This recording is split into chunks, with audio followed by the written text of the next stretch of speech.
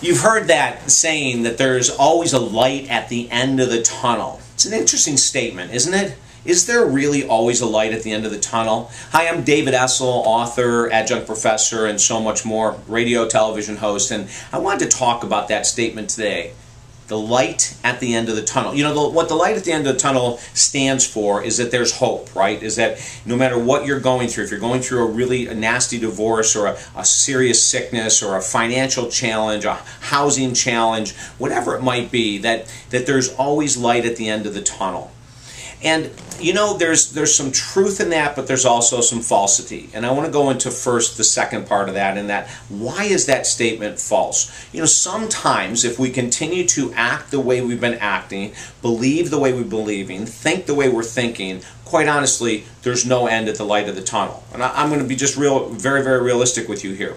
If someone is struggling with an addiction, there's no light at the end of the tunnel if they don't change the way they think, they act, and they behave. Right?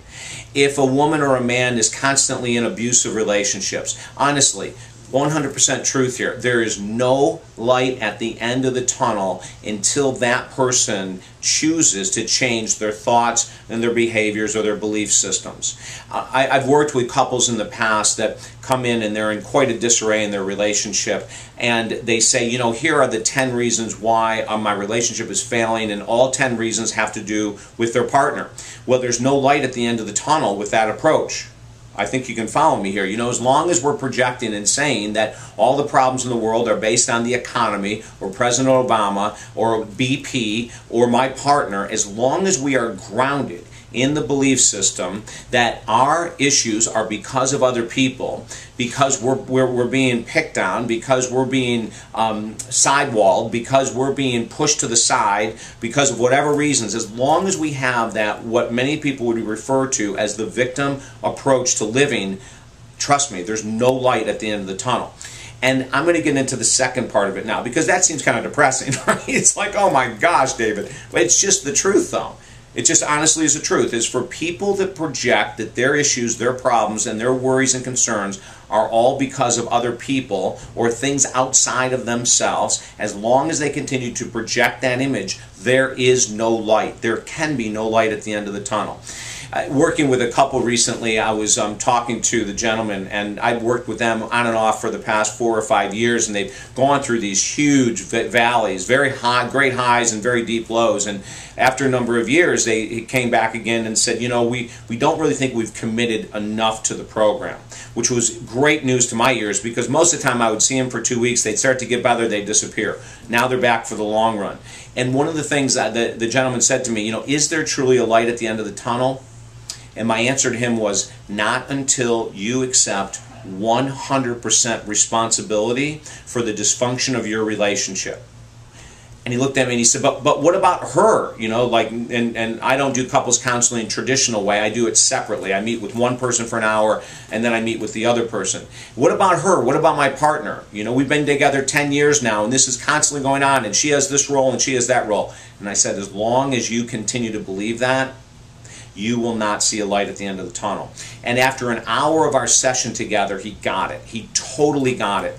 And then when I'm working with her, the work is the same. Until she sees that there is her responsibility that's 100% hers, until she can see it and integrate it and deepen it in her heart and soul, there will be no light at the end of the tunnel. But as soon as she assumes responsibility, there's a light. I was working with a couple that had gone through a bankruptcy, a divorce. They lost their homes, they lost their car. They just got another car, an older car now, that at least they have transportation to drive around in. And they were complaining about how it's been a year and their life hasn't changed. And I said, what was the responsibility that you have 100% for getting yourself in the situation that you were in?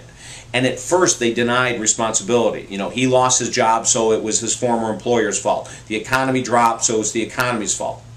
But once they were able to humble themselves, to surrender, and get to the part that they had 100% responsibility, that they had actually misused money on their credit cards, that they had bought a house that they couldn't afford, and when they started to list all these things, you know, the housing market was so hot they had to buy, right? Well, once they got into the concept that they were greedy, They were great people, awesome people, but made very greedy moves.